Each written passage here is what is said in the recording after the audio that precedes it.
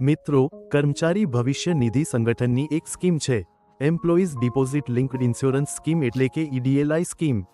આ એક ખૂબ જ ફાયદાકારક વીમા યોજના છે જે દરેક EPF સભ્યને આપમેળે જ મળી જાય છે। એટલે કે જે EPF યોજનાના સભ્ય હોય છે તે આ યોજનાનો સભ્ય પણ બની જાય છે, કોઈ પણ વધારાના યોગદાન વિના।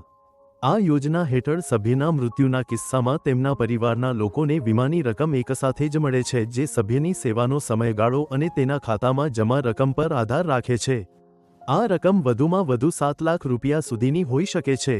આ વિશે વધુ જાણવા માટે જુઓ અમારો અગાઉનો વિડિયો, જેની લિંક ડિસ્ક્રિપ્શન બોક્સમાં આપવામાં આવેલી છે। મિત્રો, EPFOએ કેન્દ્રીય ટ્રસ્ટી બોર્ડની 237મી બેઠકમાં મંજૂરી મળ્યા પછી યોજનામાં કેટલાક ફેરફારો કર્યા છે, જેના કારણે આ યોજના હવે તમારા માટે વધુ ફાયદાકારક બની ગઈ છે। આજના વિડિયોમાં આપણે તે વિશે જ વાત કરવાના છીએ।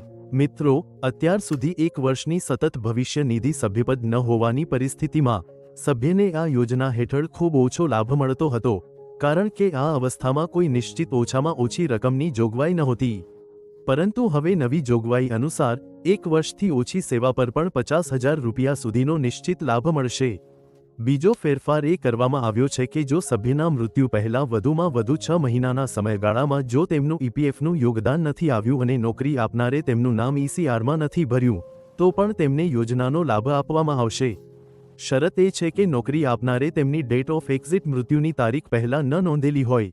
CBTએ ત્રીજો અને છેલ્લો ફેરફાર એ કર્યો છે કે જો સભ્યના 2 અલગ અલગ ભવિષ્ય નિધિ સભ્યપદના સમયગાળા વચ્ચે 2 મહિના સુધીનો ગેપ હોય તો પણ તેને કન્ટિન્યુઅસ સર્વિસ માનવામાં આવશે અને સભ્યને યોજનાનો લાભ મળશે। એટલે કે બંને સેવાઓના સમયગાળાને જોડી શકાશે। છે ને આ તમારા કામની માહિતી? તો જોતા રહો અમારા વિડિયો, અમારી YouTube ચેનલ સોશિયલ EPFO પર અને EPFOની યોજનાઓનો લાભ લેતા રહો। વિડિયોને લાઇક, શેર અને ચેનલને સબસ્ક્રાઇબ કરવાનું બિલકુલ ભૂલશો નહીં। આભાર। જય હિન્દ।